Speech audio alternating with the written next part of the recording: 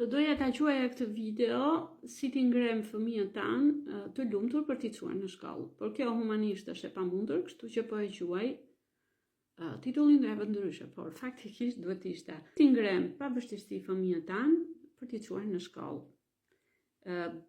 Atëherë, të gjitha ato që do t'ju them, mos harroni që për të futur, për ta bërë të përditshëm, për ta bërë të vetin një zakon që ne duam të mësojmë fëmijët tanë, duen 40 ditë. Në njerë edhe vite të tëra, dakord? Unë kam një vit që luftoj për këtë gjë, kështu që tani po m'jep ato, po filloj të ha ato frutet e ëmbla të këtij zakoni që po mundohem të vë.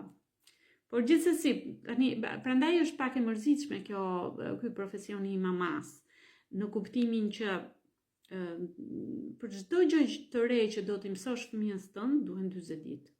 Edhe pastaj mund të shikosh, mund të mos shikosh, varet nga karakteri i fëmijës. Po duhen 40 ditë vetë për çdo gjë. Tani derisa të rriten ata, mendoti tani sa e mërzitshëm është si profesion, si zanat. Kështu që okej, në bebe voglush jemi mbledhur për të qeshur, e zgjata shumë videon, por atëherë, si ti ngrem nga gjumi.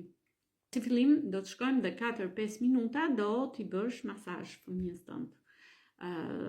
Me zërin e ëmbël, do ngresh herët, për shembull, fëmijët e mi shkojnë në 8:30, duhet të jenë në shkollë, unë në 7 ngrihem dhe e masazhoj, duke i thënë që po përgatis mëngjesin, ndërkohë kam filluar, po përgatis mëngjesin, zakonisht fëmijët e mi në fillim pëlqenin shumë trahanan dhe unë i gatuaja gjërat e preferuara, paska se fillova pastaj me gjëra pak më të shëndetshme dhe kam luftuar gati një vit për të futur gjërat e shëndetshme, vezët e skuqura etj.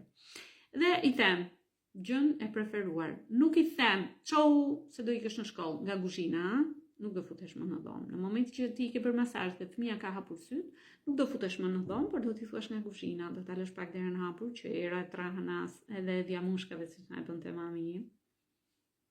Të dua shumë. Të vente deri në dhomën e gjumit. Edhe ti thuash diçka të bukur, sepse dita për fëmijët është me të vërtetë shumë e mërzitshme. Dhe fëmijët nuk e kanë idenë të ardhmes, është e vështirë që të parashikojnë të ardhmen afatgjatë. Kështu që mundoheni gjë pozitive, jo ti përsit çau se më diqe, por çau se u ftoh kjo gjë që kam përgatitur për ty. Kam bërë gjën e preferuar tënde, atë që të pëlqen. Kështu që dhe të shikoni që do ngrihet, por tash, profesioni më vështirë në botë është i mamas. Mendo tani sikur ku di unë kardiokirurgu e ka lehtë fare, ka si me ne.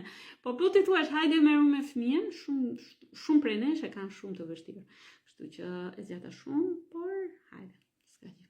Ju përshëndes. Jam e sigurt që nuk i vini në fund të videove, deri në fund videove të mia, po s'ka gjë. Do vi dita që këtu do jeni prapë të voglush do të rokisni për ndihmë. Ju falenderoj për mesazhet, shihemi vitin